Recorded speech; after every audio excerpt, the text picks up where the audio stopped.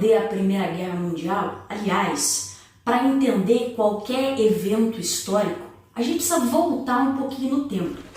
Então, ao invés de começar em 1914, ano do início da Primeira Guerra, eu volto para o século XIX.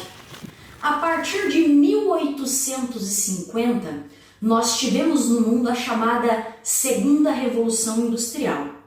Ô, minha gente, se nós temos uma revolução industrial, é óbvio que há um aumento significativo da produção de bens.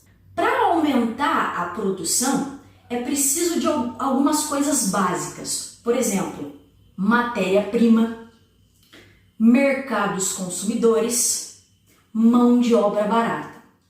O problema é que é o seguinte, lá na Europa, as fontes de matéria-prima praticamente já tinham se esgotado.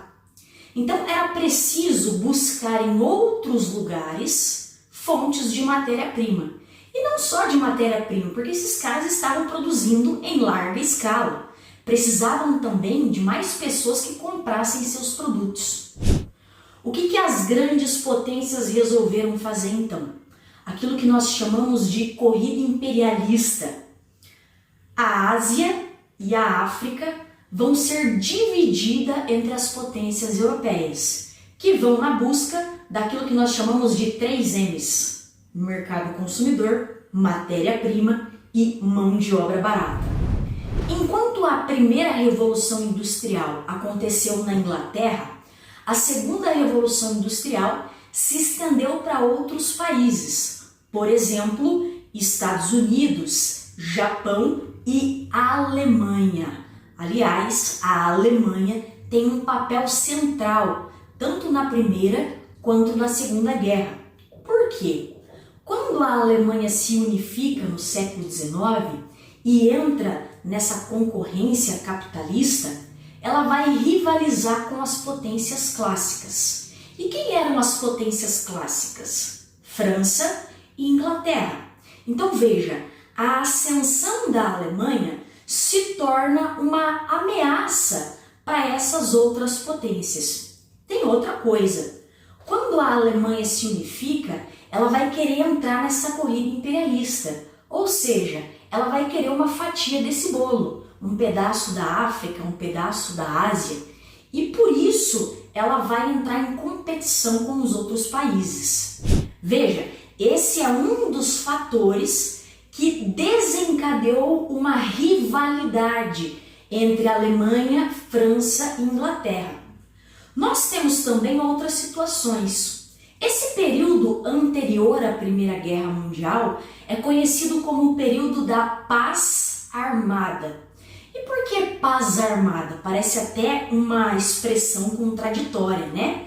Porque você não vai ter um conflito generalizado, um conflito mundial. Então você vai ter pequenos conflitos, mas, apesar disso, nos bastidores, esses países estão investindo pesado em indústria bélica, em formação de exército, em ideias patrióticas e nacionalistas. E tudo isso vai virar uma espécie de barril de pólvora prestes a explodir. Então, além da concorrência imperialista, da busca por novos territórios para buscar matéria-prima, mão de obra barata e mercados consumidores, a gente vai ter também uma ampliação da indústria bélica. E para deixar a coisa ainda mais complicada, a gente vai ter um terceiro fator. Essas potências, como por exemplo a Alemanha e nesse caso a Rússia, disputavam uma região estratégica do mapa, que é a Península Balcânica. Veja, a Península Balcânica era estratégia para a Alemanha e era estratégia para a Rússia. Por quê? Essas duas nações queriam ter acesso à Península Balcânica. A Alemanha pretendia, através da Península Balcânica, chegar ao Oriente Médio, tá?